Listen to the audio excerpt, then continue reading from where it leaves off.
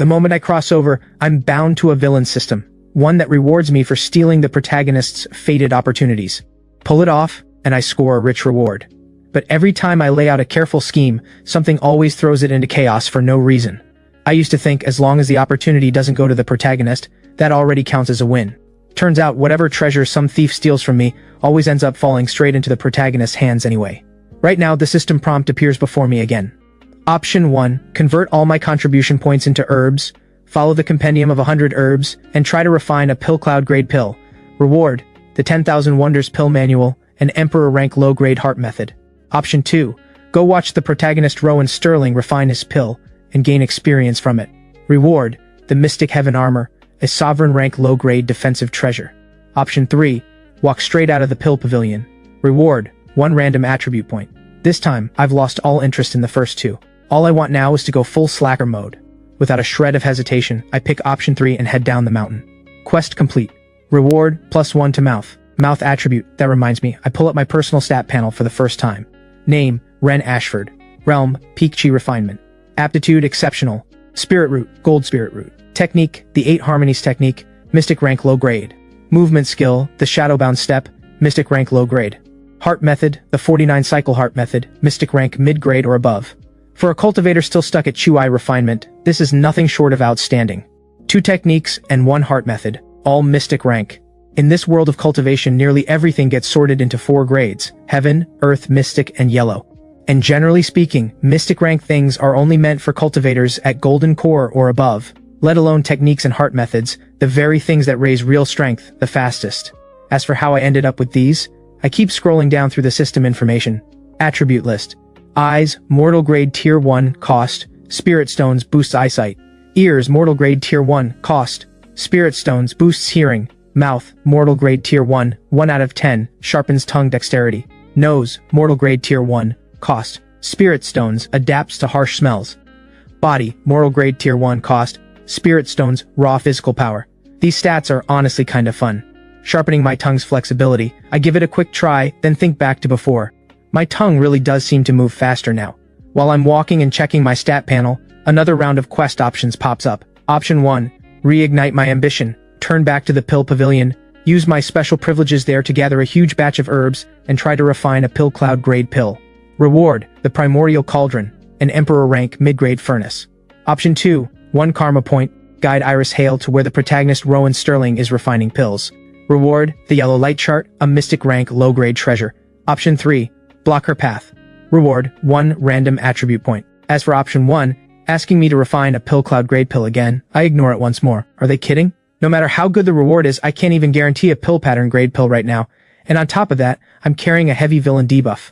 There's basically no hope. As for option 2, I glance up, a little confused, and see that plain white dress from last night. My eyes drift upward. 2 brows like distant hills, eyes like clear autumn water, lips cherry red, skin white as jade. Her hair is pinned up with a simple wooden hairpin. It's her. The woman my former self once cared for most, my martial sister, Iris Hale. Even now, seeing her again, my heart skips half a beat. But stunning as she is, 1 karma point is basically useless to me at this point. It looks like Iris might just be the female lead of this story. Either way, I go with option 3. Anything to do with the protagonist, I let run its course.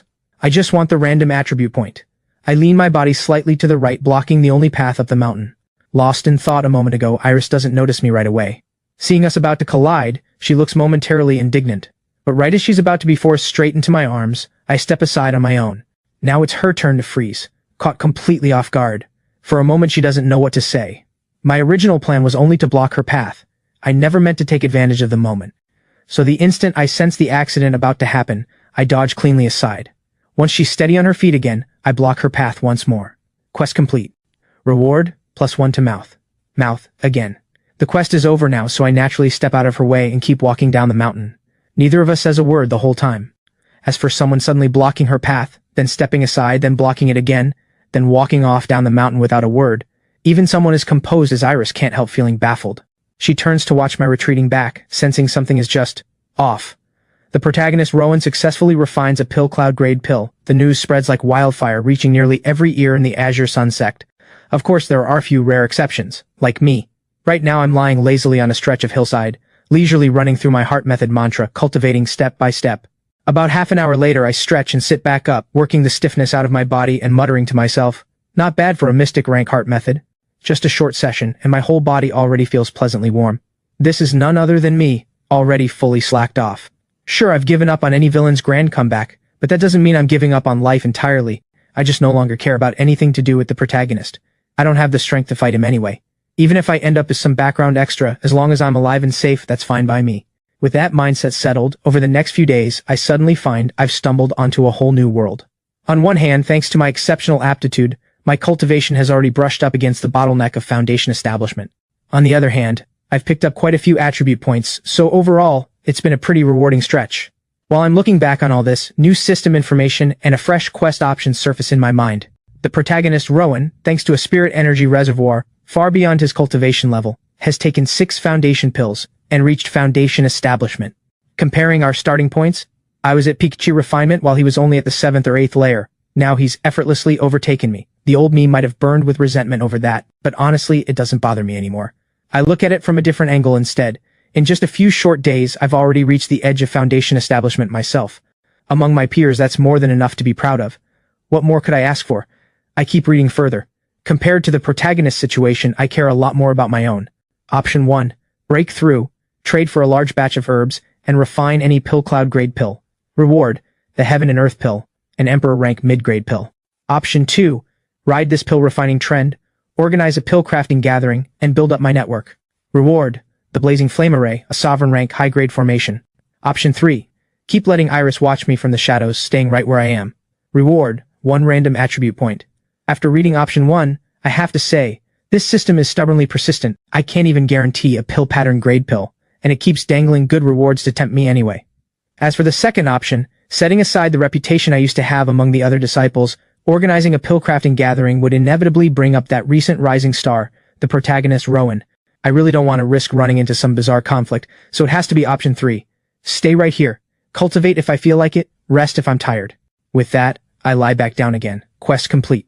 Reward, +1 to body. A faint sting spreads through my whole body, but it quickly fades away without a trace, leaving behind a slowly building sense of strength. Of course, I don't overlook the mention of Iris in the system either. Truth is, I've known for 3 days now that she keeps watching me in secret from time to time. This time she probably just arrived. I still don't know the reason behind it, but every time she starts tailing me, it tends to trigger a new system quest option, and I get to rack up attribute points quickly. So just 5 minutes later, when a new quest option pops up right in front of me, I'm not even surprised. Option 1, put on a display for myself, make Iris, watching from hiding, warm up to me. Reward, the Feather Flight Blade, a mystic rank high-grade treasure. Option 2, find Iris and ask her directly why she's been tailing me. Reward, the Golden Sun Chant, a yellow rank mid-grade talisman. Option 3, stay right here, pretend I know nothing. Reward, 1 random attribute point. Put on a show to win her over? Iris isn't exactly the swooning type. Besides, I'm not the protagonist. I don't get to just flex once and have someone fall head over heels for me. Better not to fantasize about that. And option 2, if I confront her directly, how am I supposed to keep milking her for free rewards later? Has to be option 3. I act like I'm all alone here, start running through my heart method mantra again, and keep cultivating at an easy pace. Quest complete. Reward, +1 to ears. A light breeze drifts by, carrying the scent of fresh grass. I circulate my spirit energy through 1 full cycle, roughly 10 minutes. Right then, a new quest option surfaces in my mind. Option 1, 1 karma point. Deliberately leave and shake Iris off. Reward, the Golden Light Chant, a sovereign rank low-grade talisman. Option 2, stay right where I am, pretend I know nothing. Reward, 1 random attribute point, only 2 options this time. But for me it barely makes a difference. I go with option 2 of course, safe steady attribute points, quest complete, reward, +1 to mouth. My mouth attribute now sits at 9 out of 10. Just a little more, and I'll break through mortal grade tier 1. I wonder what new ability that will unlock. A small spark of anticipation stirs in my chest.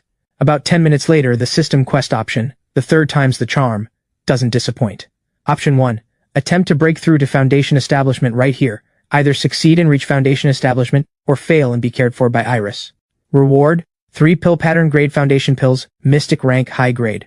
Option 2, stand up, walk around, and pretend to accidentally notice Iris is there. Reward, the 5 element serpent egg, a mystic rank mid-grade spirit beast egg.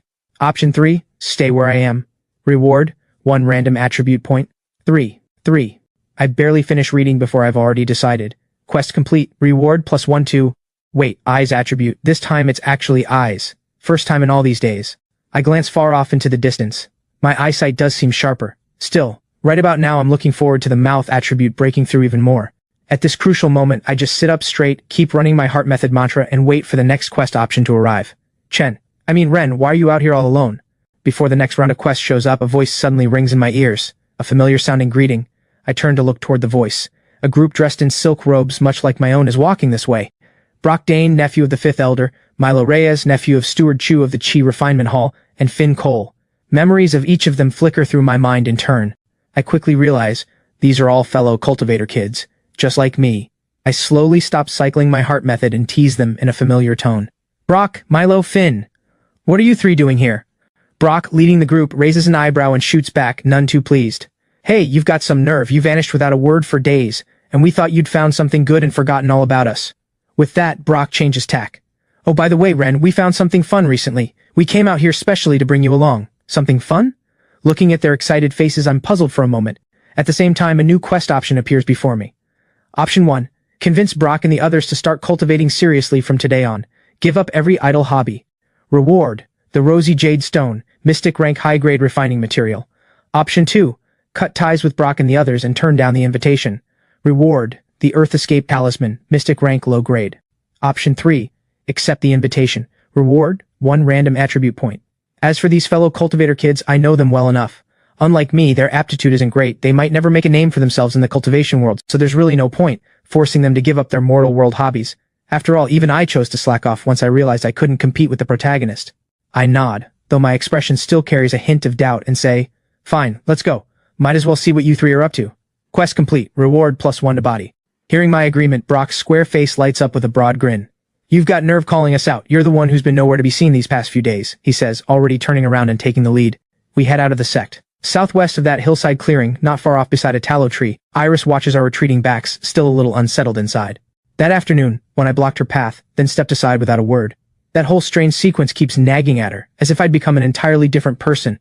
If that were all, she wouldn't dwell on it. But the night before, she accidentally knocked me out, so she's been wondering whether my sudden change of temperament, even the way I seem a little off, might have something to do with that. Even though it was me who first had unwelcome thoughts and put my hands where they didn't belong, if I really ended up simple-minded because of it, she'd still feel guilty. And after all these days of watching me in secret, Iris is more and more convinced something isn't quite right with me. I used to either chase pleasure outside every day or throw my weight around inside the sect, but now I'm always off alone somewhere quiet, staring into space. If this keeps up, she thinks she might actually need to find a healer to check on me. Luckily, when that group of cultivator kids showed up and talked with me a while, I left with them. It looks like we're off to have some fun outside. Which means her worry was probably unnecessary after all, but she can't be sure. Watching my back nearly vanish from sight, she still can't tell whether I'm really alright. A flicker of hesitation crosses her blue eyes, but in the end she stomps her foot and follows after us anyway. About half an hour's walk later, Iris keeps a steady, careful distance behind us the whole way.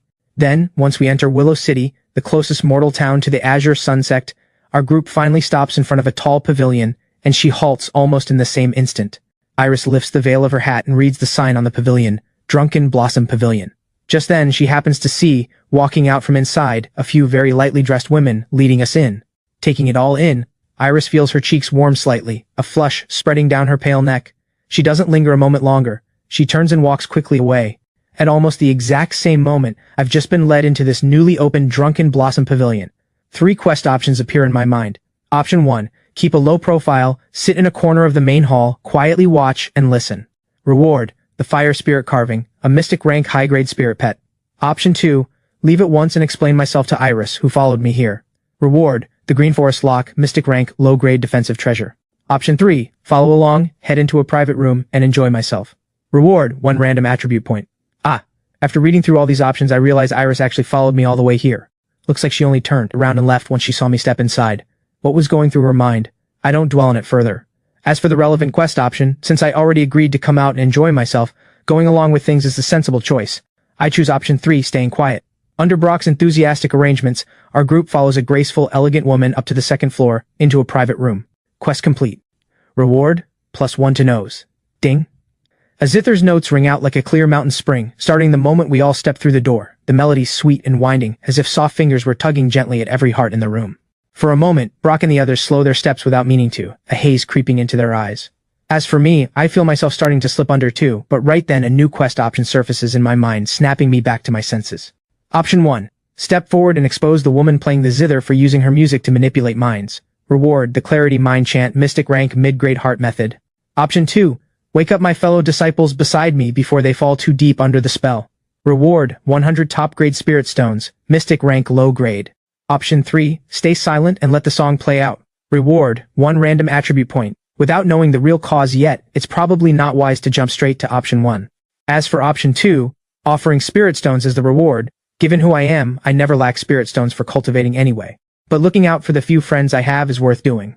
So I choose option 2. It really does look like she only turned back after seeing me walk into this pavilion. What was going through her mind? I don't dig any deeper into it. As for the relevant quest option, since I already agreed to come out and enjoy myself, going along is the sensible choice. I choose option 3, staying quiet. Under Brock's enthusiastic arrangements, our group follows a graceful woman up to the second floor, into a private room. Quest complete. Reward +1 to nose. Ding. A zither rings out clear as a mountain spring, starting the moment we step through the door, its melody sweet and winding, as if soft fingers were tugging gently at every heart in the room. For a moment, Brock and the others slow their steps without meaning to, a haze creeping into their eyes. As for me, I feel myself slipping under too. But right then a new quest option surfaces in my mind, snapping me back to my senses. Option 1. Step forward and expose the woman playing the zither for using her music to manipulate minds. Reward: the Clarity Mind Chant Mystic Rank Mid-Grade Heart Method. Option 2. Wake my fellow disciples beside me before they fall too deep under. Reward: 100 top-grade Spirit Stones, Mystic Rank Low Grade. Option 3. Stay silent and let the song play out. Reward: 1 random attribute point. Without knowing the real cause yet, it's better not to jump straight to option 1. As for option 2, offering Spirit Stones as the reward, given who I am, I never lack Spirit Stones for cultivating. But looking out for the few friends I have is worth doing. So I choose option 2. Right as the music swells, I clap my hands, pretending I simply couldn't help myself, and cut in loudly. No wonder you all recommended this place. This one song alone is already worth the trip. At my rather abrupt outburst of praise, the silhouette of the woman behind the screen lays her hand flat on the strings, stopping the song. The haze in Brock and the others' eyes slowly begins to clear, pulling them back to reality. Quest complete. Reward: 100 top-grade Spirit Stones, Mystic Rank Low Grade, now stored away in my storage ring. They all nod along. Finn, still savoring the melody, chimes in. Yeah, this isn't the first time I've heard this song, but it gets under your skin every single time. Then he turns toward the screen, at the hazy figure behind it, with a note of complaint. Why'd you stop playing? My friend Ren finally made it out here and you dare cut it short on him? Through the sheer gauze, the silhouette bows slightly in apology, and a new melody drifts once more into everyone's ears. Seeing this, I inwardly curse. I'd wanted to find an excuse to get everyone out of here, but the new melody carries none of that manipulative pull from before. It's just pleasant, soothing music. Was I just too on edge? Maybe that earlier trick was simply the Drunken Blossom Pavilion's way of drawing in customers. I hold off on jumping to conclusions and wait a moment, watching for any new quest option. When the system stays quiet for a while, I finally start to relax a little. Meanwhile, Brock, as the one who organized this outing, strides over energetically and pulls out the seat of honor. Ren, this is your first time here, he announces. The best part's still coming. Come on, sit down first. I don't refuse. Back when we used to go out together, I always took the seat of honor anyway. I set aside my earlier suspicion about the music for now. Then I won't hold back, I say with a smile. Let's see what you boys have to offer today. With that, Brock and the others take their seats. Outside the door, 6 attendants begin carrying in plate after plate of delicacies and fine wine. The liquor's finally warmed and ready. Brock can't hold back any longer. He lifts a cup and starts describing it to me. This is top-shelf stuff, brewed from fresh fruit. Try it, Ren. No sooner has he said this than he takes a sip himself, unable to wait. Not wanting to disappoint him, I lift my own cup. Right away, I catch a rich, heady aroma. The wine goes down soft and smooth at first, then a burst of fire rushes straight up through my chest. Whew, just 1 cup down, and I already feel a pleasant warmth breaking into a sweat all over. Seeing my reaction, Brock pours another cup and boasts. See? With music like that and wine like this place is one of a kind, right? Come on, and the food here is just as good. There's a dance performance coming up too. As a cultivator kid, I've had my share of mortal world pleasures before, but an experience like the Drunken Blossom Pavilion is still a first. Amid the clinking cups, several dancers glide into the room, and in step with the melody, they begin a wonderfully alluring dance. Just as I'm getting swept up in it, clang. Right as my guard's almost completely down, a violent crash of combat erupts downstairs. At the same moment, 3 quest options appear in my mind. Option 1. Go help Elder Lyria subdue Vance Gray. Reward: the Shadow Trace Step, a Mystic Rank high-grade movement skill. Note: Elder Lyria is a mid-Golden Core cultivator. Vance Gray is an early Golden Core cultivator, and it was Vance who once injured the host. Option 2. Wait for the protagonist Rowan to show up and team up with him to subdue Vance. Reward, the Golden Seal Lock, Mystic Rank Mid-Grade. Option 3, go take a look. Reward, 1 random attribute point. The one who injured me? Reading this note, I'm confused for a moment, but I quickly realize it must be talking about the night I fought over that rare treasure, the one who broke into the Azure Sun sect. Back then, after all that effort, I walked away with nothing and took a hit from him besides. If not for a spirit remedy like the bone-mending salve, I might not have healed even now. So when I see these 3 options, I decide on option 3, just going to take a look. I position myself somewhere out of the way, unlikely to be spotted from downstairs. After all, that man Vance probably still recognizes me. Even if he looks outmatched right now, too busy to notice anyone else. Better safe than sorry. Quest complete. Reward, +1 to body. Though it was the system that pushed me to be the first one out here to watch the show, in truth, while Brock and the others watch on with keen interest, I'm more focused on something else. Between everything I've seen so far, this Drunken Blossom Pavilion looks like it's open to ordinary townsfolk, but really it caters mostly to cultivators. The zither player in that private room could even use her music to pull chi refinement disciples like us straight into a daze. So when a fight breaks out here, why hasn't the manager stepped in to stop it? A Golden Core cultivator really is a formidable existence out in the mortal world, but given the depth this place has already shown, it shouldn't be helpless to stop this. Doubt after doubt flickers through my mind, but before I can think it through, Vance Gray, retreating and parrying blow after blow in the main hall, suddenly curls his fingers into a claw and lunges toward the crowd. With a thud, whether by coincidence or not, the target he singles out is none other than the protagonist, Rowan. Somehow Rowan has also ended up at the Drunken Blossom Pavilion. Facing that claw strike, Rowan pours all his spirit power into blocking it, just barely holding his ground. Even though Vance fails to land the hit, the protagonist Rowan gets dragged into the brawl regardless. Shaken by this sudden turn, I set my many doubts aside for now and glance down toward the hall. 3 quest options appear before me at once. Option 1, carefully study Vance's weaknesses and shout them out loud to the Golden Core cultivator Elder Lyria. Reward, the 1000 Mechanism Shift, Earth Rank, Low-Grade Treasure. Option 2, 1 Karma Point. Join forces with the protagonist Rowan on the spot to subdue Vance. Reward, the Nethergloom Herb, Earth Rank, Low-Grade Herb. Option 3, keep standing right where I am and watch. Reward, 1 random attribute point. A battle between Golden Core cultivators. What chance do I have of spotting any weakness in that? And even the protagonist Rowan, with Fated Luck shielding him, has already taken several hits, blood trickling from his lips. I don't wish death on him, but there's absolutely no way I'm stepping in to get beaten up myself. Better to stand quietly up here and grab a few attribute points. Quest complete. Reward, +1 to mouth. With that, my long-awaited mouth attribute finally breaks past mortal grade tier 1. I lose all interest in watching downstairs and quickly pull up my attribute panel. Attribute list. Eyes, mortal grade tier 1, 1 out of 10, boosts eyesight. Ears, mortal grade tier 1, 4 out of 10, boosts hearing. Mouth, mortal grade tier 2, 0 out of 20, mimics different voices. Nose, mortal grade tier 1, 8 out of 10, adapts to harsh smells. Body, mortal grade tier 1, 7 out of 10, raw physical power. Mimicking voices isn't exactly something that boosts my combat power directly, but it still feels pretty fun. Out of everyone here, Milo's voice is the easiest to recognize. I recall it briefly, then try it out. Brock? Huh? Why are you calling me? Brock says, pulling his eager gaze away, looking blankly at Milo. Caught off guard, Milo, who's been fully absorbed in watching the fight, is just as puzzled, asking uncertainly, "Did I say something?" Meanwhile, I've just watched my voice mimicking ability work for the first time. I don't push my luck further and turn to head back into the private room to rest, since I decided long ago that anything involving the protagonist is something I let run its course. But right then, 3 quest options appear in my mind. Option 1, carefully study Vance's weaknesses and shout them to the Golden Core cultivator Elder Lyria. Reward, the 1000 Mechanism Shift, Earth Rank, Low-Grade Treasure. Option 2, 1 Karma Point. Join forces with the protagonist Rowan to subdue Vance. Reward, the Nethergloom Herb, Earth Rank, Low-Grade Herb. Option 3, keep standing right here and watch. Reward, 1 random attribute point. These are exactly the same as the ones I just saw. I don't quite understand what's wrong with the system this time, but for the sake of the attribute point, I stop mid-step and linger a while longer where I am. Quest complete. Reward, +1 to eyes. Good. Another free attribute point in the bag. This time I have no more reason to linger, so I move to head back to the private room to rest, and yet again, and again, the exact same system options show up once more. The same 3 options keep repeating over and over in my mind. Then, one after another, my system keeps flashing. Quest complete. Reward, +1 to mouth. Quest complete. Reward, +1 to body. Quest complete. Reward, +1 to body. After this whole streak, I've gained 2 more attribute breakthroughs at mortal grade tier 1. Body, mortal grade tier 2, 0 out of 20, moves like a swimming dragon. At the same time, I can clearly feel every bone in my body creak and click faintly, a dull ache spreading through me briefly. But before long, the ache fades, and I can feel my physical condition has taken a real leap forward. This is almost too easy. I clench my fist hard. Even now, I can barely believe it. and just as I'm savoring this strange new strength, someone suddenly yanks my arm. Move, move. The third elder and the deputy hallmaster of the pill pavilion are downstairs. If we're any later, we'll miss it. It's Finn giving me the warning. At some point, the fight has already ended. The Golden Core cultivator Vance Gray has died right here. The protagonist Rowan lies unconscious, being urgently treated by the third elder and the deputy hallmaster of the pill pavilion.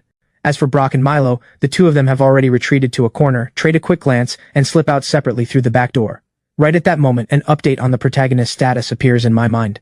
Protagonist Rowan's basic status, 5-vein spirit root, fated luck is protection. After taking wisteria petals, he was tracked by Vance Gray on his way down the mountain, forced to take refuge in the Drunken Blossom Pavilion, and nearly cornered several times during the fight. His cultivation has stabilized at early foundation establishment. He's just taken a life-reviving pill from the deputy hallmaster of the pill pavilion, earth rank low grade. He's out of danger now, and the spirit energy stored in his body could push him to mid-foundation establishment at any moment. Through this, he's also earned the favor of the third elder, Elder Lyria. None of this really surprises me. The protagonist pulled back from the brink of death and then reaping a rich harvest as a matter of course. That's just how things go for him. But it suddenly makes me think back to those strange back-to-back system triggers earlier. Could it be because the protagonist's cultivation shot up too fast all at once, so that this fated great villain wouldn't fall behind? That whole burst just happened? Given the clear gap in power between us, it seems that the very moment Rowan fights tooth and nail to claim some great opportunity, I, thanks to being the villain, still end up gaining some modest fortune of my own, even while slacking off. As I'm mulling this over seriously, a faint scent suddenly drifts past my nose. I snap back to attention and look up, just as an attendant approaches gracefully, a soft smile on her lovely face. She bows slightly, head lowered, and says, "Young Master Ashford, our proprietress would like to see you." Before I can ask anything further, 3 quest options surface in my mind. Option 1. Subdue the attendant in front of me, and take her downstairs to tell the third elder and the deputy hallmaster that the proprietress of this Drunken Blossom Pavilion is a saintess of the heaven-deceiving sect. Reward: the heart-guarding ward, earth rank mid-grade treasure. Option 2. Make an excuse and leave, shaking her off. Reward: the Tenere chart, mystic rank, low-grade manual. Option 3. Accept the invitation and go with her. Reward: 1 random attribute point. The heaven-deceiving sect? That's a demonic sect! The true owner behind the Drunken Blossom Pavilion is actually one of them. No wonder the manager stood by and watched during that fight earlier. My thoughts race.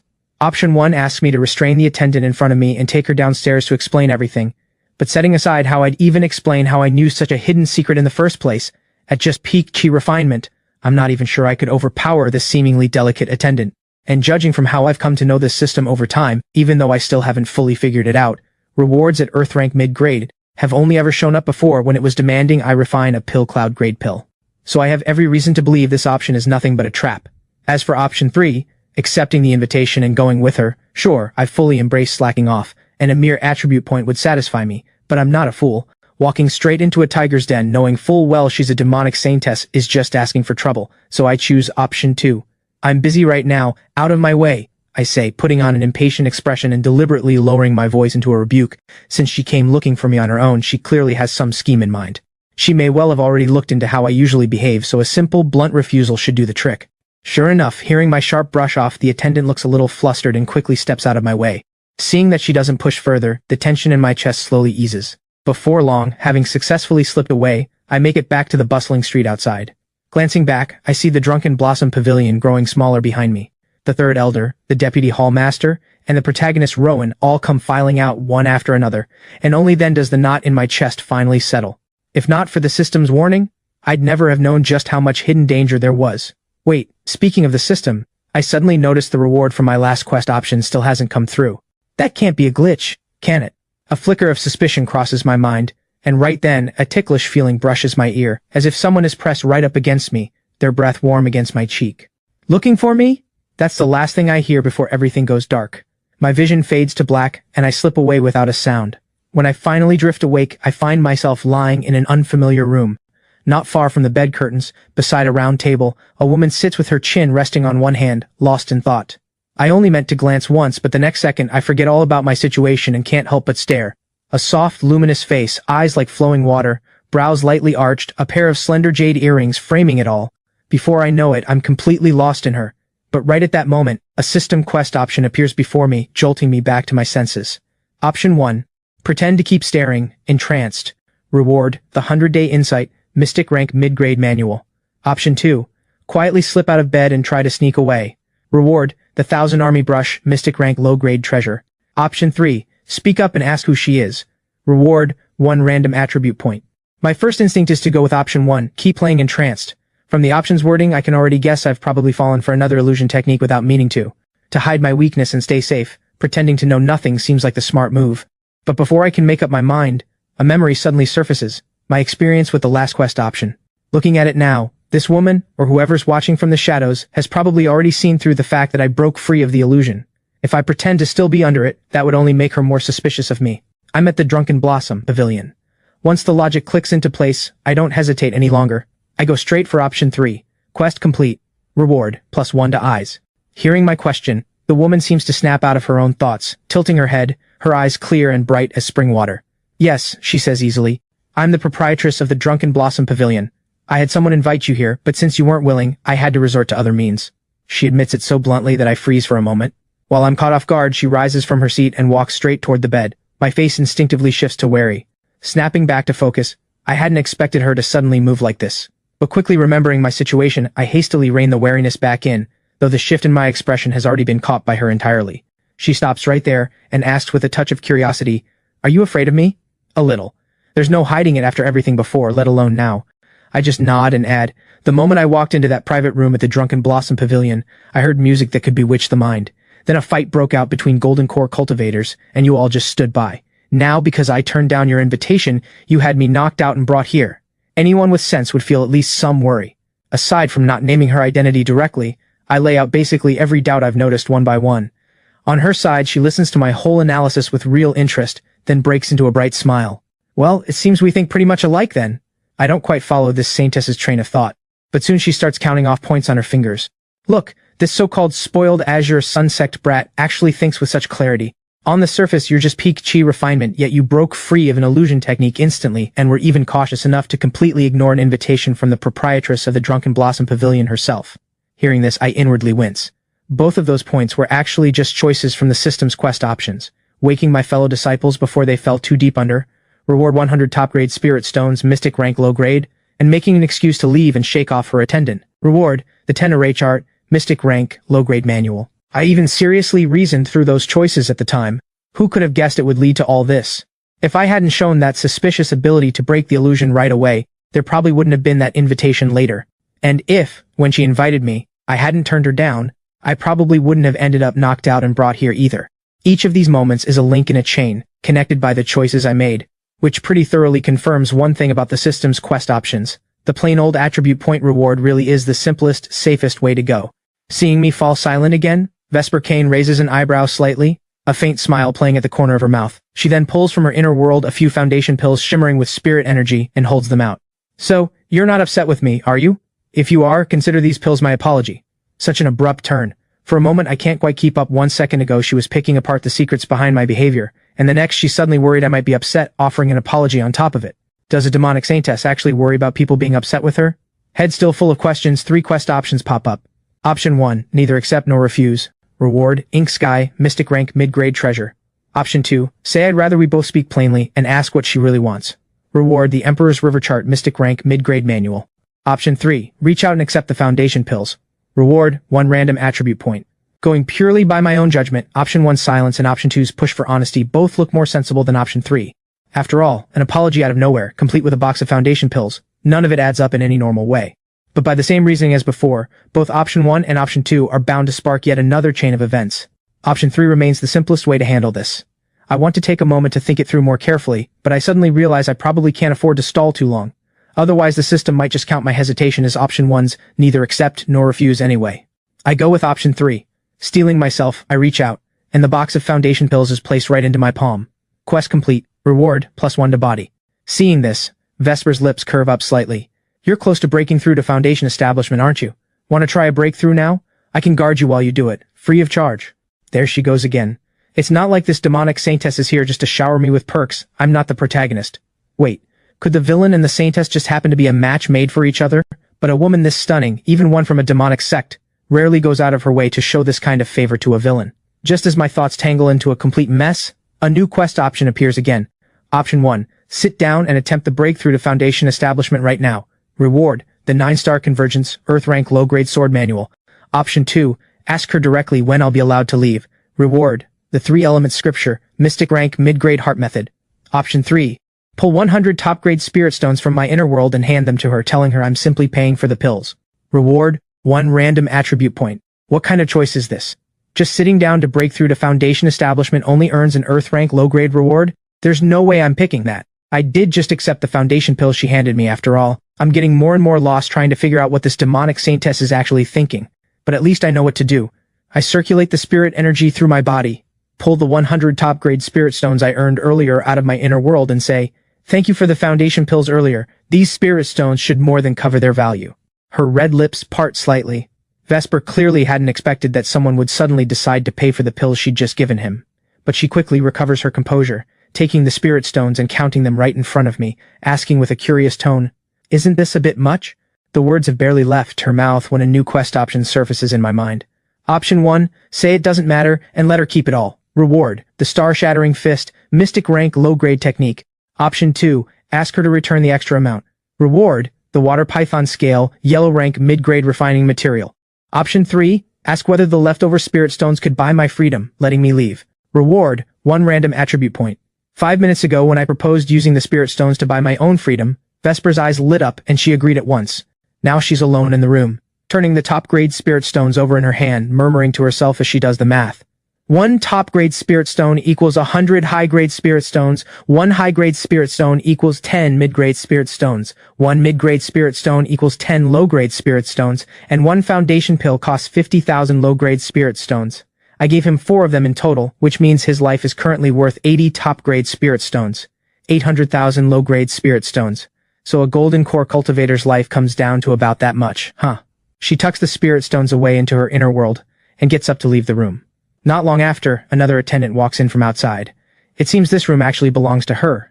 When she sees the rumpled bedding someone else slept in, instead of any annoyance, she seems pleased, knowing it belonged to that strikingly handsome cultivator kid from the Azure Sun sect. She can't help stepping closer, picking up the pillow and pressing it to her cheek. Knock, knock, knock. Right at that moment, someone raps on the door. For some reason, Vesper has come back to the doorway. Startled, the attendant hastily puts the pillow down and starts stammering an explanation. The saintess doesn't pay any of it much mind. Vesper only leaves her with 1 line. From today on, leave this room empty. Keep everything exactly as it is. Then she walks off with light, easy steps. As for me, having made it out of the tiger's den, the whole way back I can hardly believe it.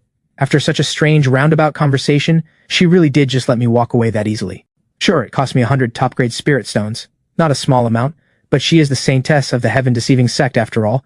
Come to think of it, I don't actually know much about how the famously ruthless heaven-deceiving sect usually operates. From what I remember, it's a sect with tremendous depth, one most outsiders dare not even speak of openly. Take our own Azure Sun sect as a comparison. We have over 1,000 disciples, an ancestor at great perfection stage hidden away in the back mountains, several peak lords who've reached great perfection, and more than 20 elders, stewards, and guest cultivators at Dao Union stage altogether, plus 3 outer branch sects spread across a territory of over 3,000 li. And yet, next to the heaven-deceiving sect, we're generally seen as barely worth a single-hand swipe. Aunt Mira once specifically warned me to be careful around people from the heaven-deceiving sect. Come to think of it, that reminds me. I still have a fair number of books Aunt Mira left behind in my room, and I recall one of them had a much more detailed account of the heaven-deceiving sect. Just as I think of this, I find myself back at my own wooden cabin on Soaring Cloud Peak in the Azure Sun sect. Working off a somewhat hazy memory, I open the bookshelf tucked away in the corner, long untouched and coated in dust. The book about the heaven-deceiving sect sits right in the middle. The heaven-deceiving sect, no need to follow common reason. Act as the heavens please. Note, their true intentions are often impossible to read. So when meeting anyone from the heaven-deceiving sect, never let their apparent kindness lower your guard. Sometimes they'll betray you with no reason at all. This bolded line beneath it must be Aunt Mira's own handwritten note, the handwriting elegant and detached. As far as I can recall, it's the first time I've ever seen her actual writing. Having read through all this, I finally have a clearer picture of this demonic sect, and I finally start to understand why that heaven-deceiving sect saintess's moods seem so unpredictable. She may truly be stunning, but she's like a rose lined with thorns. One touch, and you're bleeding. Better to keep my distance. I absolutely cannot let myself entertain any illusion that she might be interested in me, or fond of me. Otherwise, I might end up as the next cautionary example written into some book about the heaven-deceiving sect. And being the villain, I'm even more likely to be treated as a special case. The heaven-deceiving sect has 2 sages within its ranks. The sect master is the great sage, and the saintess is the lesser sage.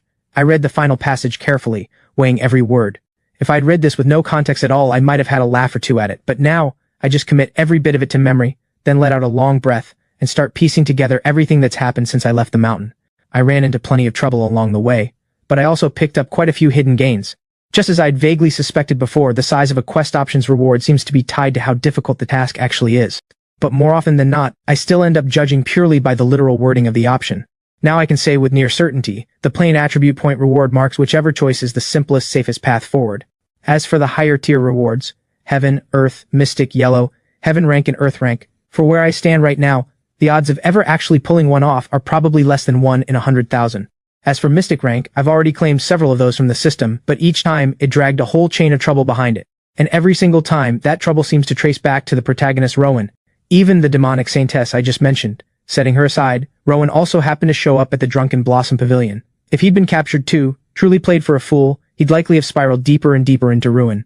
Following the usual shape these stories take, the entire Azure Sun sect would probably be dragged into some looming crisis as a result, and Rowan, as the protagonist, would inevitably rise to meet it, and that's when I'd have to start playing out my role as the fated great villain, becoming nothing more than his whetstone, his stepping stone, heading straight toward the very fate the system warned me of from the start, perishing and fading from the way, scorned by the whole world in the most miserable ending imaginable.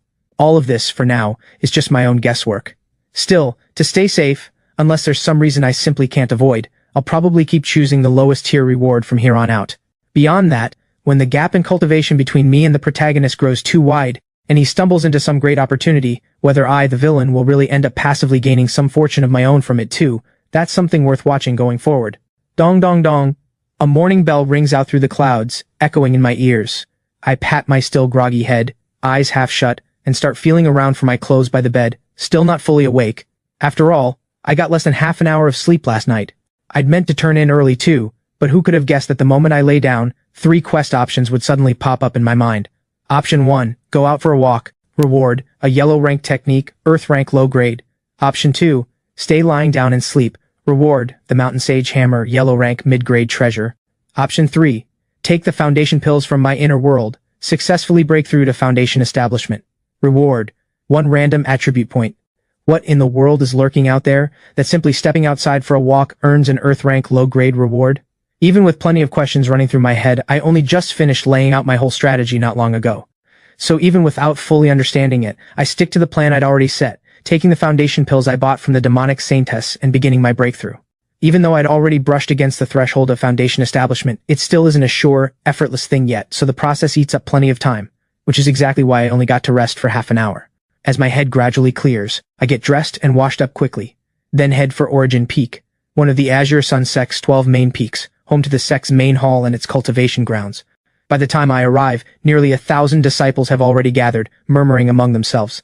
As has always been my style, I don't bother paying them any mind.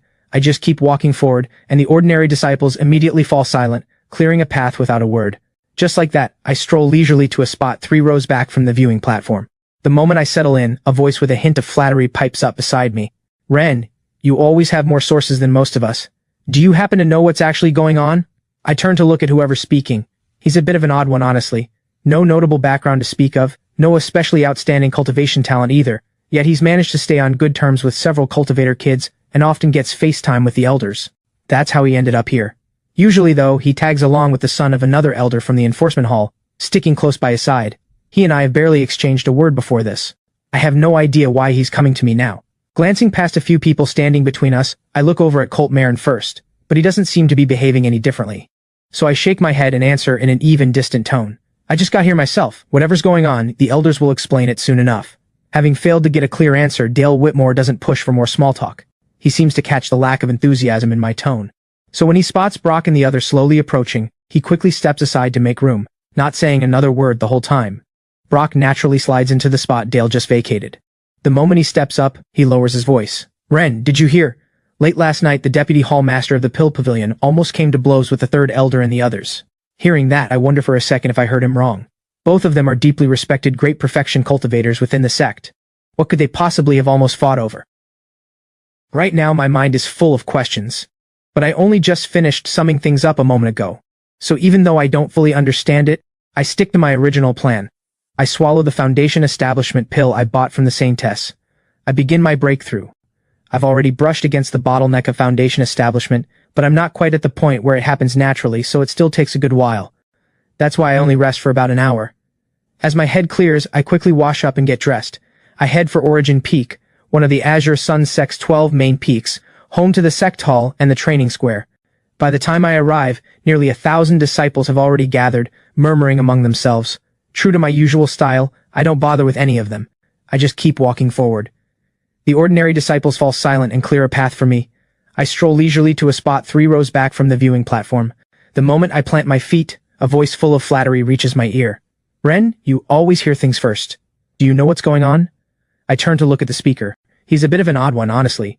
He has no real background and no outstanding talent to speak of, but he stays on good terms with several elite young disciples and often shows his face in front of the elders. That's how he's earned his place here. Usually, though, he tags along with another disciple, the son of Elder Marin of the Enforcement Hall.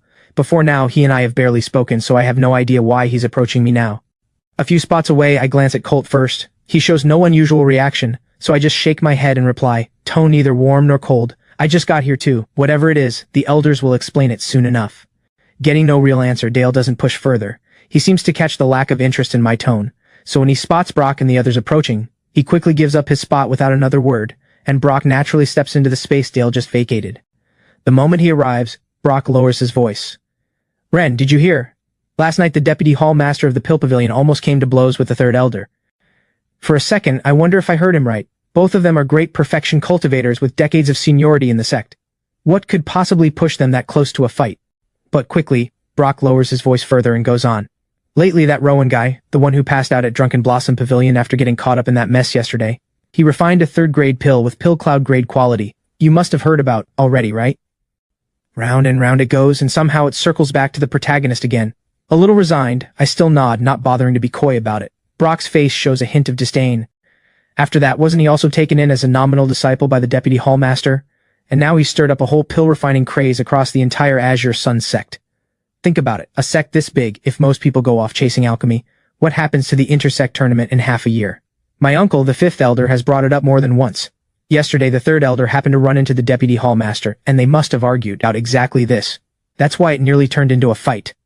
If Brock hadn't reminded me, I honestly would have forgotten that in 3 months, there's an internal sect tournament coming up, and its top 10 will go on to represent the sect in the intersect tournament. Following that logic, there's at least a plausible reason for the two of them to clash. Meanwhile, up on the viewing platform ahead, every sect elder has gathered except the Grand Elder, who remains in seclusion. The 3rd Elder that Brock just mentioned now stands on the platform, sweeping his gaze across the 1,000-strong crowd in the square. Then, carried by spiritual energy, every word of his rings clearly in everyone's ears. Starting today, for the next 3 months, the top 20 outer disciples ranked by contribution points will be promoted directly to inner disciple, receiving 1,000 high-grade spirit stones and their choice of 1 high-grade yellow rank technique. Inner disciples must form their own teams and go out on training expeditions, with an overseer accompanying each team to record and evaluate performance. Earning 3 Grade A evaluations grants direct access to the 2nd floor of the Scripture Hall or the 2nd floor of the Spirit Treasure Hall to choose a reward. Repeated Grade C- evaluations will result in demotion back to Outer Disciple. Right now, 3 quest options flash before me. Option 1. Step forward and voice my support loudly. Reward, the Purple Sun Scripture, a high-grade mystic rank technique. Option 2. Stay right where I am. Reward, the Shadow Windclaw, a low-grade mystic rank artifact. Option 3. Without being noticed, quietly retreat to a corner of the square. Reward, 1 random attribute point. In the training square, on the left side of the 4th row, Iris, who's been carefully weighing what kind of team to join, happens to notice me stepping backward, a flicker of confusion crossing her eyes as they land on me without her even meaning to. She watches as I retreat all the way to a corner of the square before finally stopping. Why would I do that? For a moment, Iris's mind drifts back to all my strange behavior since that night, and she genuinely wonders whether any of it has anything to do with her. She'd even tried following me once before, though she doesn't dwell on that memory now. Just as she recalls seeing everyone walk into Drunken Blossom Pavilion, she snaps back to the present and finds herself meeting my very telling gaze. She quickly plays it off, pretending not to care, and turns her head away. My attribute point? I groaned silently, wincing at the loss. I'd carefully retreated to that corner just now, but the reward never came.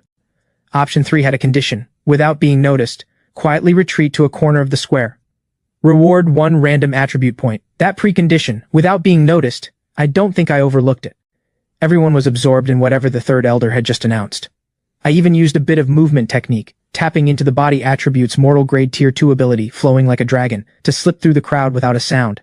Even Brock, standing right next to me, didn't notice a thing.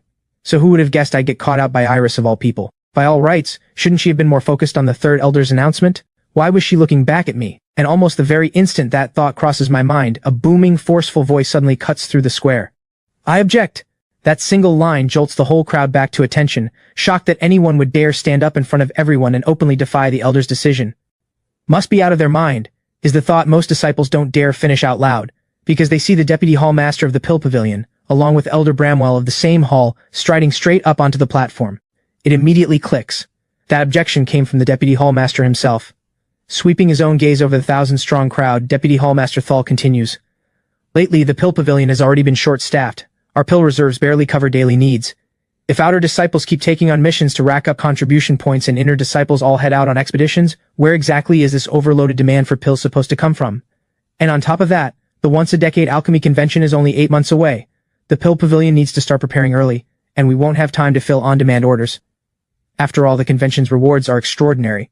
Even the top 5 in the Disciple Division will receive a mid-grade Emperor rank cultivation method. At that last line, a wave of gasps sweeps through the crowd, hearts racing. An Emperor rank cultivation method, a method of that caliber is said to visibly raise a cultivator's very aptitude.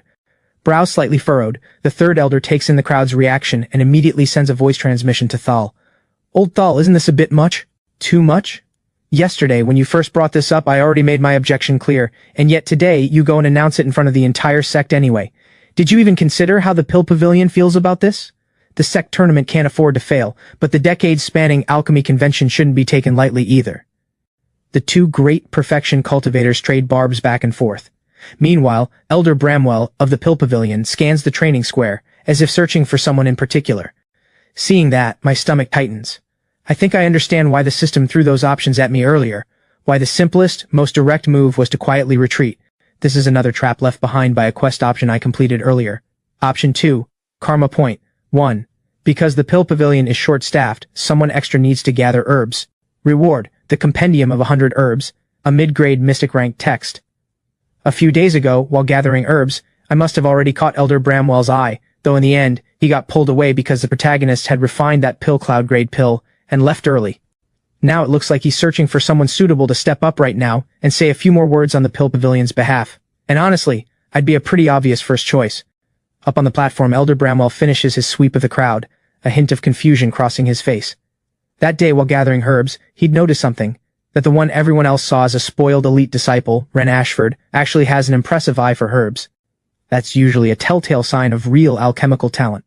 On top of that, I seemed genuinely interested in alchemy, otherwise why would I have bothered with something as menial as herb gathering?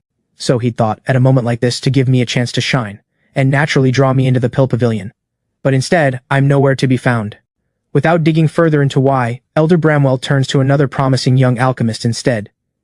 Percy, he says, tell me, between the third elder and the deputy hallmaster, who makes the more reasonable point? Called on like that, Percy, the inner disciple, visibly freezes for a second, and senses faintly that the third elder shoots him a glance. Even though Elder Bramwell's tone had promised him plenty of cover, how could he dare be the one to stick his neck out on this? But now, singled out by a Pill Pavilion elder, he can't just pretend not to hear it. After weighing it back and forth several times, he finally forces himself to speak up. This disciple believes both the third elder and the deputy hallmaster have valid points. The intersect tournament is a showcase of our sect's overall strength. It will shape how certain shared resources get allocated going forward, and the importance of pills to every cultivator goes without saying. The alchemy convention is likewise a great gathering for alchemists to exchange knowledge. Percy's explanation drags on. All right, Percy, that's enough. You may step back. For a moment, an uncomfortably heavy silence settles over the square, but it doesn't last long. A voice, thin and a little unsteady, rings out from not far away. Elders, I have something to say. Everyone turns toward the voice at once. There stands a figure in thin white robes, his face still pale. It's no one other than the one who, not long ago, refined that pill cloud grade pill, Rowan. This disciple believes both the third elder and the deputy hallmaster have valid points. The intersect tournament is a showcase of our sect's overall strength. His opening lines are almost word for word what Percy already said. Standing off in a far corner of the square, I already anticipate that this whole standoff over the sect tournament and the alchemy convention is about to wrap up, because it's the protagonist speaking now. Just as I shift my weight to lean against a nearby stone pillar, a clear, oddly familiar voice drifts into my ear. You know, I think you're actually a lot stronger than him. It hits me like a splash of cold water. I straighten up at once and spin around, and there she is, the heaven-deceiving sex saintess, standing there looking effortlessly striking. There was no one else here when I arrived. How in the world did this witch get in? My calm mind scrambles instantly, but I still remember to angle my body slightly, trying to block her from view, even though it's a completely useless gesture. Still, I do it on instinct. Blinking, the saintess watches everything I do, curiosity in her eyes. You seem awfully worried about your sect elder spotting me. Hearing that, I actually want to say, if it would really get her caught red-handed, I wouldn't mind one bit. But given the situation, if I suddenly shouted that the heaven-deceiving sex saintess is right here, don't let her get away, there's a 99% chance I'd be the one who ends up in trouble. Ignoring her comment, I switch the subject entirely. Voice lowered, I ask, what are you doing here? Mimicking my tone, voice just as quiet, the saintess answers, came to see you. There's no going anywhere with a conversation like that. I sigh inwardly. And right then, 3 quest options appear in my mind. Option 1. Keep dancing around the situation with the saintess right here. Reward, the wind and cloud step, a low-grade emperor rank movement technique. Option 2. Find a way to make her leave. Reward, the spirit marrow elixir, low-grade emperor rank. Option 3. Offer on my own to take her around for a bit. Reward, 1 random attribute point. 2 low-grade emperor rank rewards. Seeing that, my chest tightens. Based on everything I've learned about how these quest options work, I can already guess this witch is about to pull something ridiculous. So without wasting more time, I speak up, tone resigned. Well, since you're here, want to walk around with me for a bit? The saintess had already been half set on leaving, but at those words, she pauses for a moment, surprised, then nods with a sweet smile. Sure, quest complete. Reward, 1 attribute point. And so, in a corner no one else pays any mind to, I walk off with 1 very unstable variable in tow. More than an hour later, exactly as I expected, the whole matter of the tournament and the alchemy convention resolves itself without incident. Brock and the others simply assume I found the whole thing too dull and slipped away early. Among every disciple there, only Iris saw me quietly retreat to that corner of the square. Afterward, she also noticed Elder Bramwell glancing repeatedly at the spot where I'd been standing, and putting that together with Percy being called out to answer questions, her suspicions only grow. But later, when she glances toward that corner again without meaning to, I'm already gone, for reasons she can't explain. On a tree-shaded path, the saintess doesn't push for anything else outrageous. For now, she just skips along, 1 step at a time, over the soft fallen leaves, a faint rustle following her. Honestly, if I hadn't already drilled the words heaven-deceiving sex saintess firmly into my mind, and if I didn't keep reminding myself of the sect's old rumors and history from time to time, well, neither of us speaks first, we just walk side by side. But this strange, particular calm is broken, the instant 2 more quest options flash into my mind. Option 1. Keep things as they are. Reward, the Illustrated Codex, a mid-grade mystic rank text. Option 2. Head to Spirit Leaf Peak and help Iris out of a bind. Reward, 1 random attribute point. Wait, what does that mean? I understand both descriptions perfectly well. One is to keep walking here with the saintess beside me. The other means that right now, at this very moment, Iris is caught up in some kind of trouble and needs someone to step in. But when I put the 2 together, my whole head goes numb. I'm supposed to be the villain. How did I end up torn between 2 dilemmas at once? If my read on this has been right so far, heading to Spirit Leaf Peak is clearly the simplest, most direct move. Can I really just leave the saintess here without a second thought? Would that really cause no trouble at all? How am I even supposed to choose? After a lot of back and forth, I know I can't afford to waste any more time, and I finally force myself to a decision. Option 2. Right now at Spirit Leaf Peak, one of the Azure Sun Sect's 12 main peaks and also where most of the elders cultivate and live, the last time I came here was that night chasing after a treasure, though it ended in failure. A half step behind me, the saintess glances left and right, seeming more interested in the scenery along the way. Noticing this, my mind is a bit of a mess. 15 minutes ago, when I decided on option 2 and told her I'd suddenly remembered something urgent that required a trip to Spirit Leaf Peak, she just nodded, no objection, but she stayed right behind me this whole time, impossible to shake. Honestly, if I didn't know I'd lose to her outright, I genuinely want to tie her up with rope right now. For now, all I can do is hope the system's quest doesn't screw me over. Following the route from memory, I find myself already at the foot of Spirit Leaf Peak. Then, because my current attribute panel has my ears attribute far above average, a cold, clear voice reaches my ears. Colt, I have no intention of joining any team right now. I turn toward the voice and spot a circle of people gathered in the distance. This must be the trouble Iris has run into. Even without seeing the scene up close, going by that one line I just heard, I can piece together the gist of it. No more hesitating. Witch trailing behind me or not, I walk straight over and tap the shoulder of the disciple standing at the outer edge of the crowd. "Who's there?" he snaps, a little annoyed, turning around, but the moment he recognizes me, his attitude does a complete 180. He quickly steps aside, stammering under his breath, "Ren, I didn't realize it was you." With that, he hurriedly taps the shoulder of the person in front of him, who's likewise annoyed at first at being interrupted, but the second he spots me, he falls right into the same pattern, tapping the shoulder of whoever's in front of him, and so it continues on down the line. The crowd parts on its own, clearing me a straight path right to the center. Some of them are seething but don't dare say a word. A few had even wanted to stand up for Iris, but knowing that would mean facing off against two elite young disciples at once, they hesitate, unsure what to do. But others don't feel wronged in the slightest. Quite the opposite. Since it's practically common knowledge that I'm pursuing Iris, their appetite for watching the drama unfold only grows stronger. "No one else is going to dare team up with you but me." I've barely reached the open space at the center when I catch that threatening line. Casually, I answer on her behalf. "Says who?"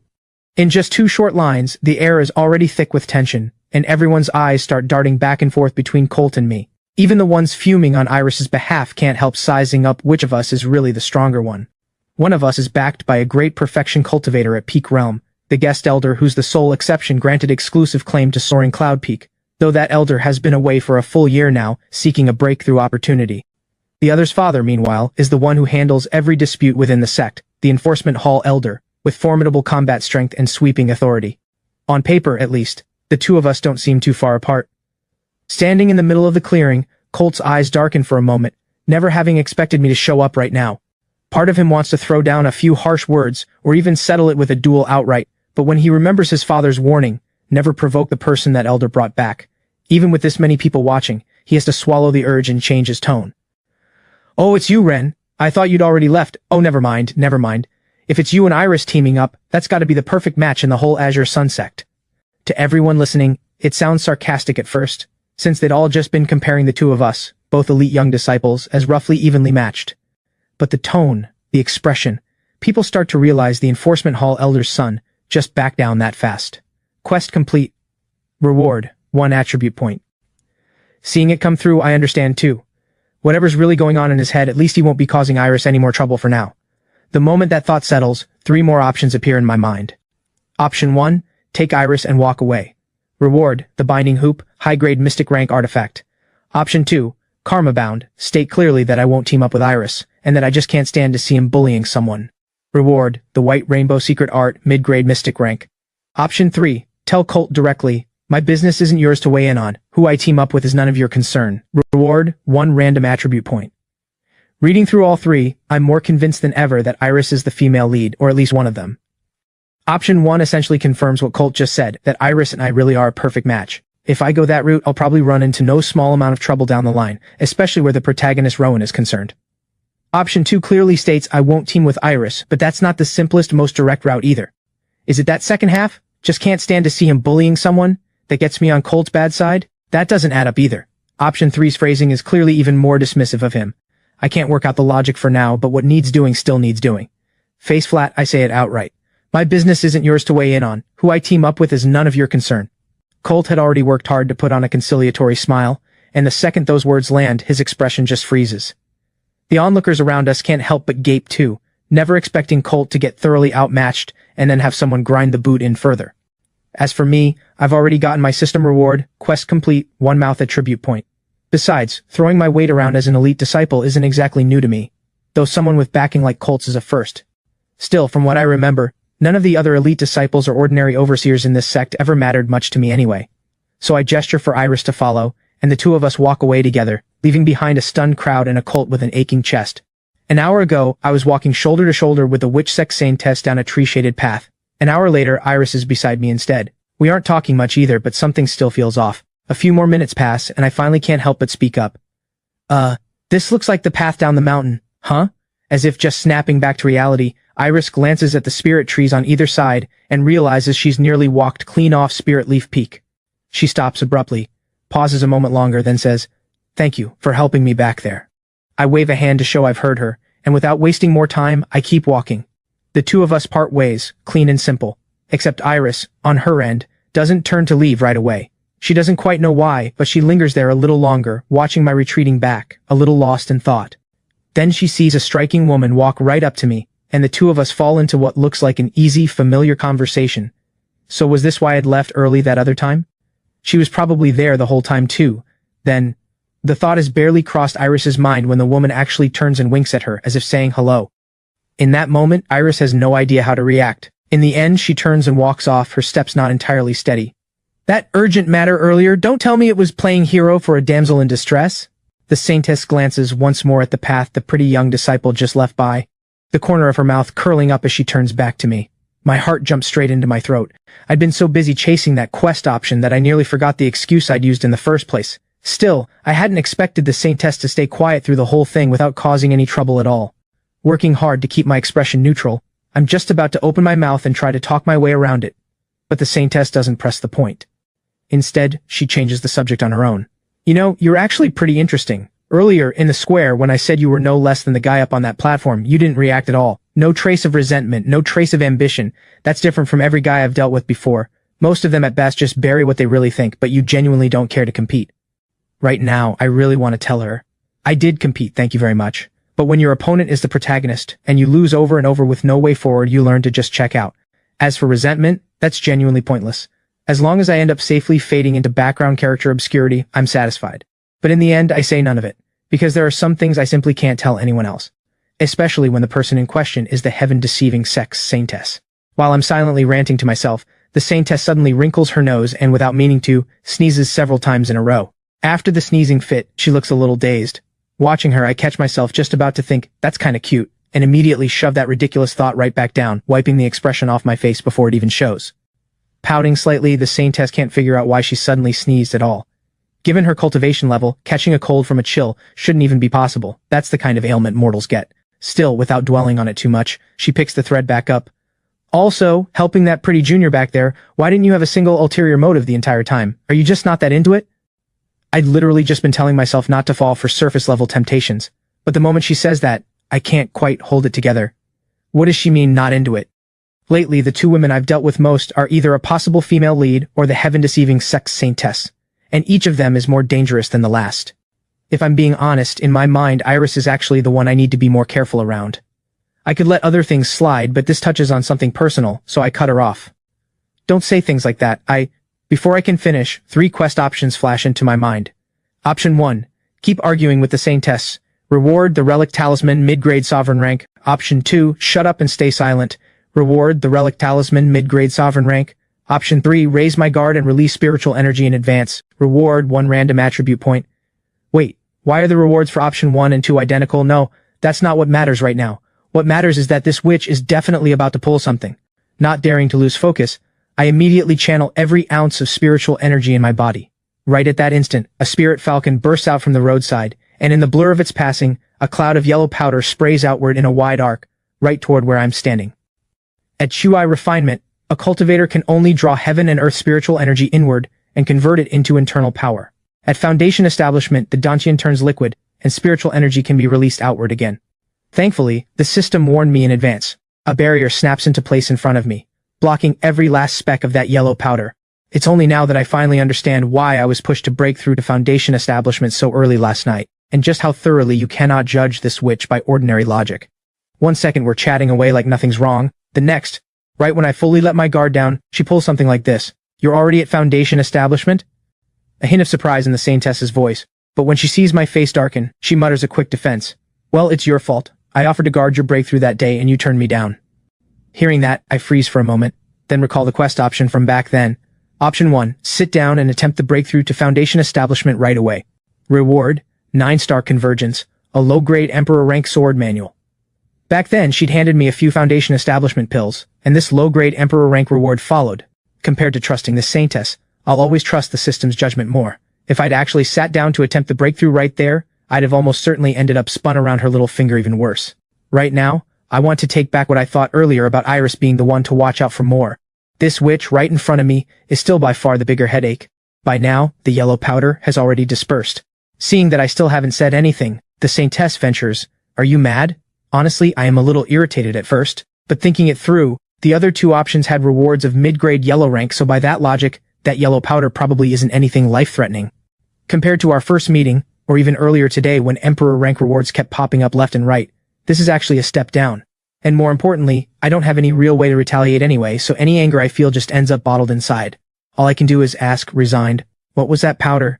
Itching powder, completely harmless, washes right off. Just a guess of mine.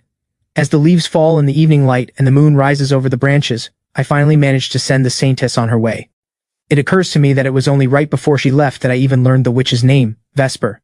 Rubbing my throbbing temples, I figure I'll just take things one step at a time from here. Right after, a few lines of information appear in my mind. Protagonist Rowan, cultivation, early stage foundation establishment, could break through to mid-stage at any moment. Karma points, 21. Another brief report on the protagonist. These show up regularly enough by now that I've almost gotten used to them. Just as I'm about to brush past it though, 3 more quest options follow right behind it. Option 1, quickly pick out a team of foundation establishment cultivators with strong aptitude and join up with them. Reward, 100 spirits body technique, high-grade mystic rank. Option 2, team up with Brock and the others. Reward, true heart manual, high-grade mystic rank. Option 3, at noon tomorrow, join Rowan and Iris's team. Reward, 1 random attribute point. Having read through all the options, I realize I might have skimmed past something important, so I go back and skim through the protagonist's brief report more carefully. This evening, harboring resentment, Colt sent someone to deliberately cause trouble for Iris. The protagonist Rowan stepped in to help, and through a stroke of fortunate coincidence ended up forming a team with Iris. The system doesn't spell out the exact details, but I can basically guess that the reason the two of them formally teamed up must trace back to Colt, indirectly. And there's my own hand in it too. If I hadn't stepped in to help Iris earlier and, in front of everyone, thoroughly humiliated Colt, none of this probably would have happened. But maybe that's not entirely fair to say either. Since they're the male and female leads, even without this particular incident, they'd probably have ended up teaming up for some other reason anyway. The more I think about it, the more my head starts to spin, tangled up trying to work out the exact order of cause and effect.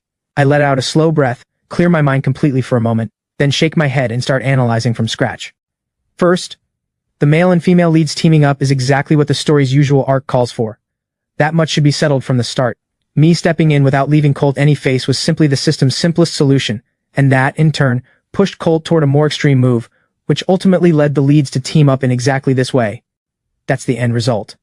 As for why the simplest route right now has become joining Rowan and Iris's team, that makes sense too. Because between one team and another, conflicts of interest could crop up at any time. As the saying goes, the most dangerous place is often the safest one. As long as I join the team and just keep coasting per the system's guidance, the edge is mine. Right now, at Raven Sky Peak, in the Azure Sun Sex Path Hall, this is where disciples usually get their missions assigned by the overseers. After Rowan and Iris have written down both their names one after the other, Overseer Song waits a moment, and seeing no one else speak up, looks up and asks, "That's it? By the rules, a team needs at least 3 members." Rubbing his nose, Rowan is well aware of that already. He weighs his words carefully, and finally ventures.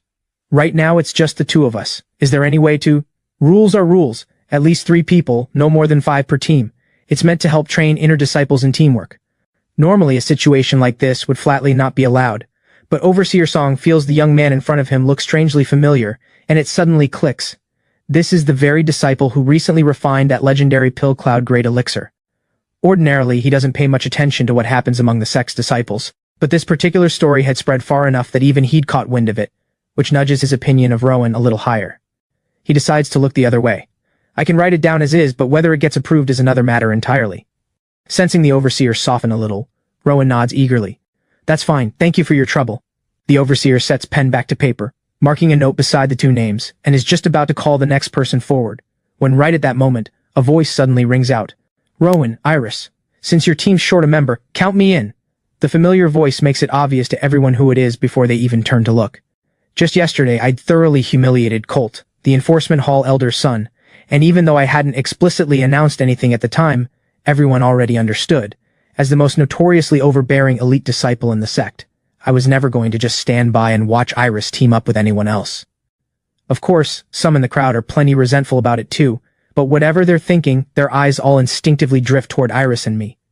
An eyebrow raised slightly, I don't bother commenting on the way everyone's watching this like a show, but I do meet each of their stares one by one, until the crowd that had been waiting eagerly for what happens next suddenly decides either to leave quickly or to busy themselves with whatever they were doing before.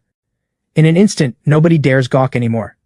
Iris notices the subtle shift in the atmosphere of the path hall. Honestly, whether or not she becomes the center of attention, and whatever anyone else thinks, has never been something she cares much about. It's just that this gives her one more small, different impression of me. Earlier yesterday, she'd already tried registering by herself, hoping to form a solo team, only to be told that wasn't allowed. Later, when Rowan stepped in to help and offered to team up, she'd had no better option and hadn't given the offer much thought, so she'd agreed. Now, adding one more person to the team, as long as it isn't the old version of me, or someone like Colt, then honestly, while Rowan still seems to be hesitating, Iris speaks up first. I'm fine with it. That would also meet the headcount requirement. Seeing Iris state her position first, Rowan, though still a little hesitant, goes along with it aloud. Then, Overseer, please add one more member to our team. Karma point +1. The Overseer looks up, glancing back and forth across the three of our faces. Something about this still feels off to him. Every registration he's seen before now has been groups of 3 or 5 friends forming a team together. But these 3... He gives a small shake of his head. These little details aren't really his concern anyway. After confirming my name and finishing the team's registration in the ledger, he only offers one piece of advice. A team needs a certain amount of coordination. If the 3 of you aren't very familiar with each other yet, you might want to sit down for a meal together, get to know one another first.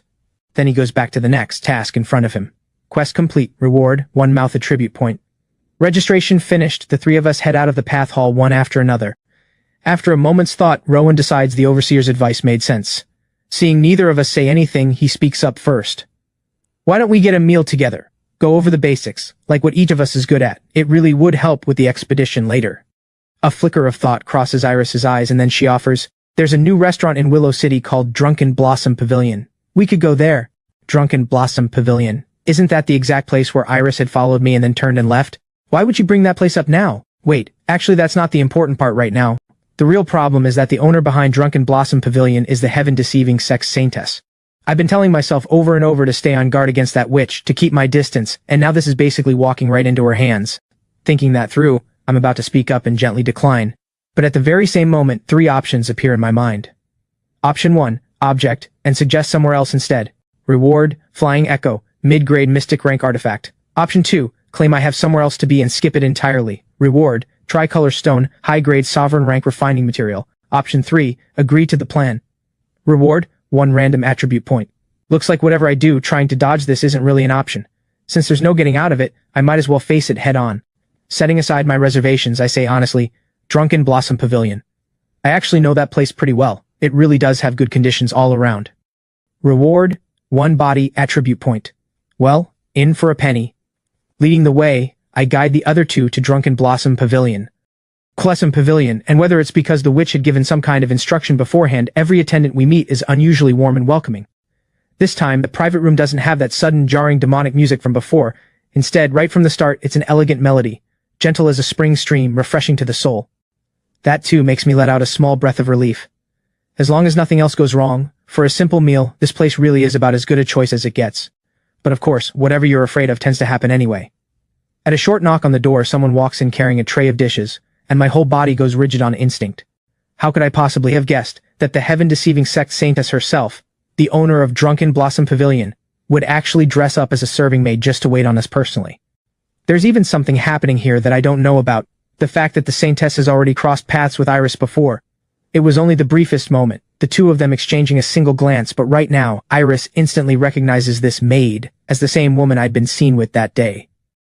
Still, she doesn't say a word, just sits quietly, and the whole room settles into a strangely heavy silence. Meanwhile, as the only true outsider to all this, Rowan, the protagonist, had only ended up here by accident last time, and never actually got to taste the food. Seeing that neither of us seems inclined to pick up our chopsticks, he assumes we're just being reserved, and tries to liven the mood himself. I think we can eat as the food comes. Ren, didn't you just say this place's food and drink are top-notch? A faint smile on her face, the saintess steps over to my side, and sets down the dish in her hands, introducing it with perfect composure. That's right, take this dish for instance, sweet and sour spirit jade fish made with fish drawn straight from the forbidden spirit jade lake, absolutely fresh. It's fried first over high heat, then coated in a sweet and sour glaze and simmered slowly until the sauce thickens, silky and tender in texture. Last time young Master Ashford visited, this was his favorite dish. Credit where it's due, that description is genuinely professional, and it immediately gets Rowan's appetite going. As for me though, I barely register a word the witch just said, too focused on watching for whatever outrageous thing she might do next. In the end though, once the saintess sets down all the dishes and turns to leave, nothing else happens. But just then, Iris speaks up. The dishes you brought seem to be more than what we ordered. This tofu dish, for instance, we never ordered it. For a maid whose entire job is serving food, a mistake like that shouldn't happen. There are more dishes than expected, I note with a quick glance. Indeed, 2 extra dishes beyond what the 2 of them had ordered. Normally, bringing something like this up wouldn't be an issue at all, but right now, every extra minute the witch spends in this room is 1 more minute of risk. So I get ready to step in and cover for her. But before I can even get a word out, the Saintess's face shows a flicker of apology. You're right, that was careless of me. Hearing that, I freeze for a moment, thrown off. I can't quite process why the witch has suddenly changed her tune, but right after, when she continues, I realize I've simply overthought it. I forgot to mention while bringing the food out. Since young Master Ashford is an old acquaintance of our owner, the owner specifically asked us to send out a few extra signature dishes, on the house. Paired with her utterly sincere tone as she says it, for a moment, even knowing her real identity, I'm nearly fooled by the sheer skill of her act. But to put this whole exchange to rest, I have no choice but to play along. I do happen to know the owner of Drunken Blossom Pavilion, actually. I just didn't expect this kind of treatment on this visit. Iris doesn't say anything more about it. On her end, the Saintess gives a small bow and steps back out of the room, while I quietly let out a breath, relieved the whole thing passed without real damage. But not long after, the witch is back in the private room again, carrying in another 4 or 5 new dishes, setting them deliberately right in front of one particular person, me. Then, back and forth, another 4 or 5 dishes follow. By this point, the food piled up in front of me alone has stacked 3 layers deep, while in front of Iris there are only 1 or 2 dishes. Even someone blind could spot this kind of favoritism, and because of it, I can't just sit still. Hey, is this some kind of deliberate arrangement? Shaking her head, the Saintess lowers it slightly and murmurs, that was also the owner's specific request. We maids just follow orders. The so-called owner, of course, is the witch herself, which means she's doing this on purpose blatantly. Sensing the mood is about to go tense again, I start redistributing the plates in front of me across the rest of the table, explaining as I go. I appreciate the owner's generosity, but this way of arranging it is just too strange. Meanwhile, as some of the redistributed dishes reach her, Iris, not entirely sure why herself, breaks character and actually thanks me directly. Then she looks up at the Saintess, and their eyes meet for a moment.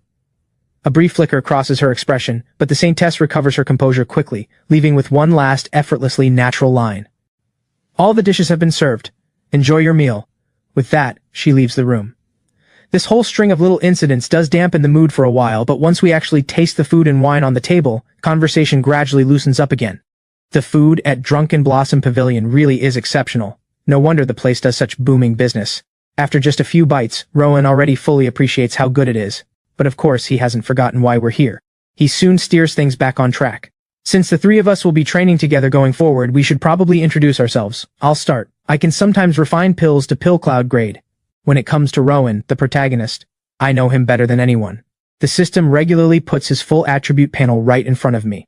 Take for example the fact that the spiritual energy he needs during cultivation is several times what an ordinary cultivator requires, which makes every breakthrough harder for him. But once he reaches a given realm, he tends to become effectively unrivaled within it, even capable of taking on opponents a full stage above him. Or take another example. He carries a vial of wood spirit elixir on him, and just a few drops are enough to speed up a medicinal herb's maturation, adding decades of potency in an instant, probably the main source of the base materials he uses for alchemy. Right now, though, everything he's just said conveniently leaves out every one of those details. Still, that's understandable enough.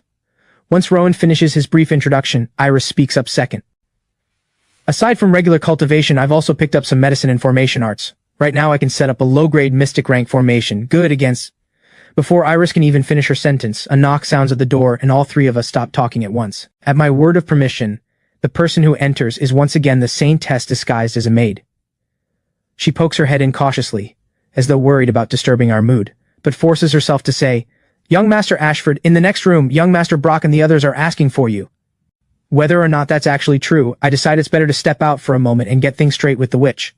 So I give a quick nod and step out of the room. "So which room are Brock and the others in exactly?" I ask, looking at the witch standing there, not bothering to hide my irritation. "They're not here at all, are they? You already figured that out, didn't you?"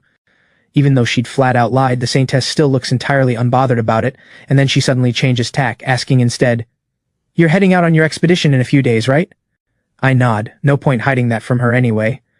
"That Rowan and the pretty junior, they're both on your team then?" I just nod again, offering nothing more. Whose idea was it to eat at Drunken Blossom Pavilion? Iris.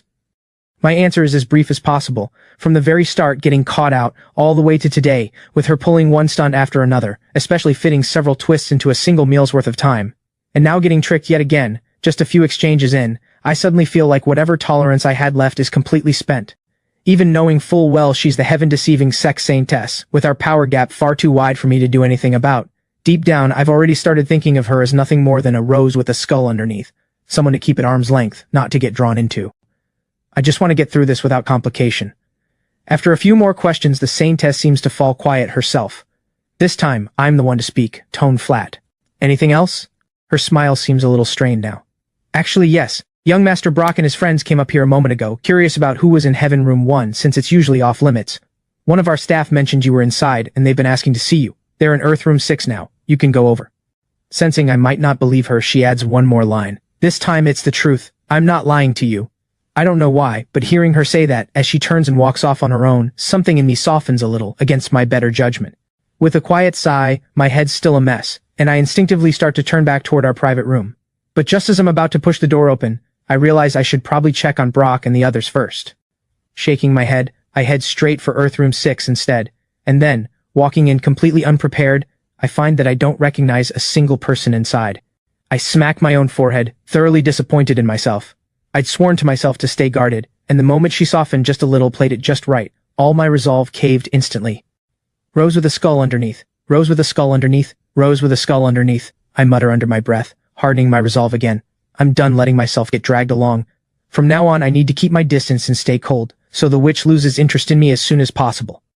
After drilling that thought into my head a few more times, I start walking back down the hallway. But right at that moment, the door to Earth Room 5 suddenly opens, and out of the corner of my eye, I catch a glimpse of the guests inside. It's actually Brock and the others. So the witch wasn't lying to me after all? Then why give me the wrong room number on purpose? In the days following that incident, the heaven-deceiving sex saintess seems to vanish entirely, not interfering with a certain someone's life at all. I set the matter aside for now, pouring all my attention into the upcoming training expedition. At the foot of Raven Sky Peak, one of the Azure Sunsect's 12 main peaks, on a stretch of flat ground partway up the mountainside, Overseer Cray of the Path Hall is comparing the 3 disciples assigned to him against the descriptions in the registry. Even as a nascent soul cultivator himself, he feels a faint edge of pressure. One of the 3 can refine pills to pill cloud grade, one is a junior connected to the elder who guards Soaring Cloud Peak, and the last has a mutated ice spirit root and doubles as both a healer and a formation master. He almost feels unqualified just to be the one recording and evaluating them. Still, whatever he's thinking, he keeps his tone light as he speaks. This year's batch of inner disciples has some real talent, I'll admit. 2 of you at Foundation Establishment, 1 at 9th Layer Chi Refinement. Have you 3 worked out who's going to be team leader?